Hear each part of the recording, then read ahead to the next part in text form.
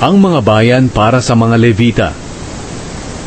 Ika-21 kabanata. Ang mga pinuno ng mga Levita ay pumunta kina Eleazar na pari, Josue na anak ni Nun, at sa mga pinuno ng bawat lahi ng Israel doon sa Shilo, sa lupain ng Kanaan. Sinabi nila, "Nag-utos ang Panginoon sa pamamagitan ni Moises na bigyan kami ng mga bayan na titirahan namin at mga pastulan para sa mga hayop namin. Kaya ayon sa iniutos ng Panginoon, binigyan ang mga Levita ng mga bayan at mga pastulan mula sa mga lupain ng mga Israelita. Ang unang nakatanggap ng lupain ay ang mga angkan ni Kohat.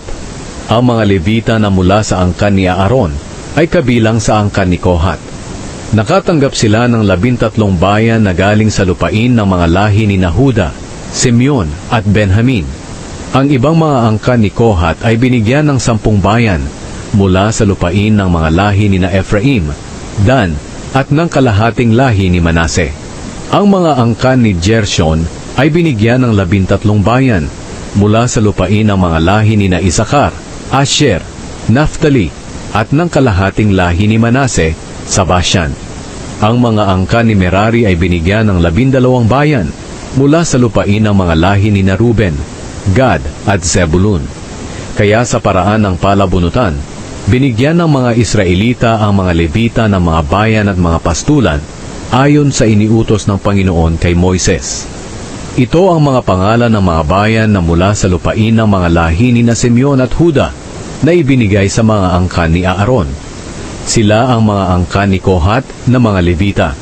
Sila ang unang nabunot na bibigyan ng mga bayan. Ibinigay sa kanila ang Kiryat Arba na siyang Hebron sa kabundukan ng Huda. Kasama na ang mga pastulan sa paligid nito. Si Arba ang ama ni Anak. Pero ang mga bukirin ng lungsod at ang mga baryo sa paligid nito ay ibinigay na kay Caleb na anak ni Jefune bilang bahagi niya. Kaya ibinigay sa mga angkan ni Aaron ang Hebron na isa sa mga lungsod na tanggulan, kung saan makakapagtago ang taong nakapatay ng hindi sinasadya. Ibinigay din sa kanila ang Libna, Hatir, Estemoa, Holon, Debir, Ayin, Huta at Bet-Shemesh, kasama ang mga pastulan nila. 9 na bayan lahat mula sa lupain ng mga lahi ni Simeon at Huda. Binigyan din sila ng 4 na bayan mula sa lupain ng lahi ni Benjamin. Ito ay ang Gibeon, Geba, Anatot at Almon, kasama ang mga pastulan nito. Ang natanggap ng mga pari na angkan ni Aaron ay 13 bayan lahat, kasama ang mga pastulan nito. Ang ibang angkan ni Kohat na mga Levita ay nakatanggap ng 4 na bayan mula sa lupain ng lahi ni Ephraim. Ito ay ang Shechem sa kabundukan ng Ephraim na isa sa mga lungsod na tanggulan, kung saan makakapagtago ang tao na nakapatay ng hindi sinasadya. Ang Gezer, Kibzaim at Bet-Horon, kasama ang mga pastulan nito. Binigyan din sila ng 4 na bayan mula sa lupain ng lahi ni Dan. Ito ay ang Elteke, Gibeton, Ayalon, at Gat-Rimon, kasama ang mga pastulan nito. At mula naman sa lupain ng kalahating lahi ni Manase sa kanluran, natanggap nila ang 2 bayan, ang Taanak at Gat-Rimon, kasama ang mga pastulan nito. Ang natanggap ng ibang mga angkan ni Kohat ay 10 bayan lahat, kasama ang mga pastulan nito. Ang mga angkan ni Gershon na mga Levita ay nakatanggap ng 2 bayan mula sa lupain ng kalahating lahi ni Manase sa silangan.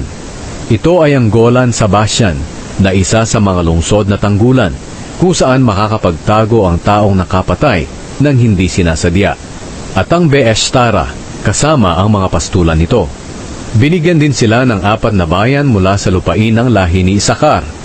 Ito ay ang Kishon, Daberat, Harmut, Enganim, kasama ang mga pastulan nito. At mula sa lupain ng lahi ni Asher, natanggap nila ang 4 na bayan, ang Mishal, Abdon, Helkat at Rehob, kasama ang mga pastulan nito. Binigyan pa sila ng 3 bayan mula sa lupain ng lahi ni Naphtali. Ito ay ang Kedesh sa Galilea, isa ito sa mga lungsod na tanggulan kung saan makakapagtago ang taong nakapatay ng hindi sinasadya. Ang Hamot-Dor at ang Kartan, kasama ang mga pastulan nito. Ang natanggap ng mga angkan ni Gershon ay 13 bayan lahat, kasama ang mga pastulan nito. Ang mga natirang Levita, ang mga angkan ni Merari, ay nakatanggap ng 4 na bayan mula sa lupain ng lahi ni Zebulun. Ito ay ang Jokneam, Karta, Dimna, at Nahalal, kasama ang mga pastulan nito. Binigyan din sila ng 4 na bayan mula sa lupain ng lahi ni Ruben. Ito ay ang Bezer, Jahaz, Kedemot, at Mefaat, kasama ang mga pastulan nito. Binigyan din sila ng 4 na bayan mula sa lupain ng lahi ni Gad. Ito ay ang Ramot sa Gilead, na isa sa mga lungsod na tanggulan kung saan makakapagtago ang taong nakapatay ng hindi sinasadya. Ang Mahanaim, Heshbon at Jazer, kasama ang mga pastulan nito. Ang natanggap ng mga angkan ni Merari na Levita ay 12 bayan lahat, kasama ang mga pastulan nito.